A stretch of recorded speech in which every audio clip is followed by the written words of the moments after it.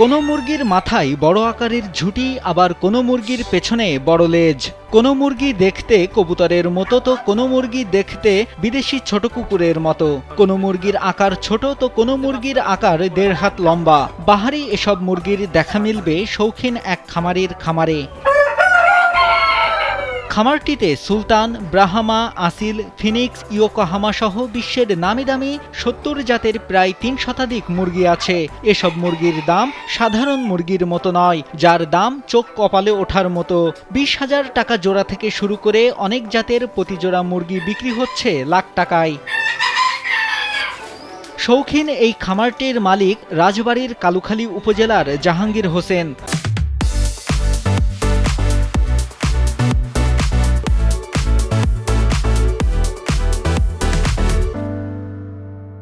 এক সময় দিশেহারা জাহাঙ্গীর ভাগ্যের চাকা ঘোরাতে 6 লাখ টাকা খরচ করে যেতে চেয়েছিলেন ইউরোপে, কিন্তু বিধি বাম। দালাল ইউরোপের কথা বলে নিয়ে যায় ভারত। পরে ভারতের বিভিন্ন শহরে কাজ করতে থাকেন, তারপর চেন্নাইয়ের একটি মুরগির খামারে কাজ শুরু করেন। তার কাজে খুশি হয়ে খামারের মালিক তাকে 2 জোড়া মুরগি উপহার দেন। উপহারের সেই মুরগি থেকেই নিজের ভাগ্য পরিবর্তন করেন। এখন স্বপ্ন দেখেন বিশ্বের সব প্রজাতির পাখি ও মুরগির জাত সংগ্রহ করে লালন পালন করার।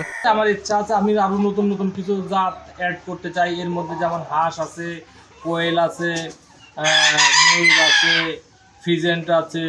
তো এই ধরনের পাখিগুলো আমি আরো নতুন নতুন অ্যাড করতে চাই। তো আমার চিন্তা ভাবনা আছে যে পৃথিবীর যত জাতের মুরগি আছে বা পাখি আছে বা শৌখিন এই টাইপের যে বার্ডগুলো আছে বৈধভাবে যেগুলা, তো আমার সামর্থ্য যতটুকু সম্ভব সমস্ত জাতগুলো আমি একটা কালেকশনে আমি রাখতে চাই। এটাই আমার শেষ ইচ্ছা।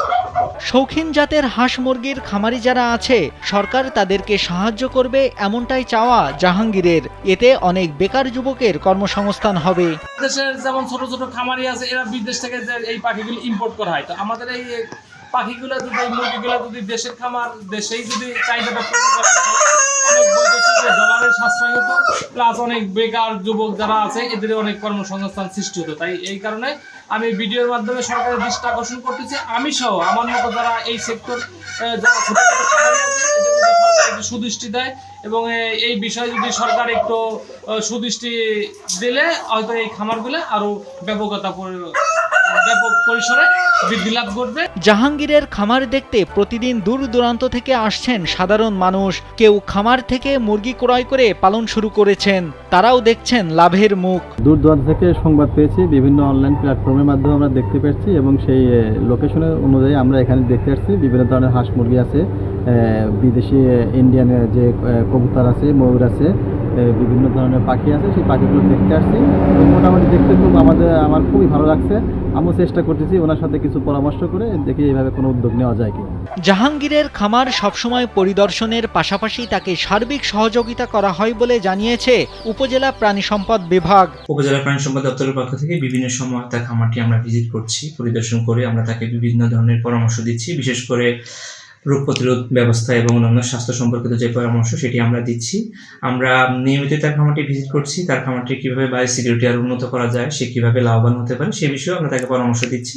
আমাদের এই অধিদপ্তর এবং আমাদের এই উপজেলা প্রাণী সম্পদ অফিসের পক্ষ থেকে সবসময় তার খামারের জন্য সহযোগিতা থাকবে। জাহাঙ্গীর এলাকার অনেক বেকার যুবককে খামার গড়তে সাহায্য করেছে। আরও যারা আগ্রহী হবেন তাদেরকেও সব ধরনের সহযোগিতা করবেন বলে জানান। নাইমুল হাসিব, কালবেলা।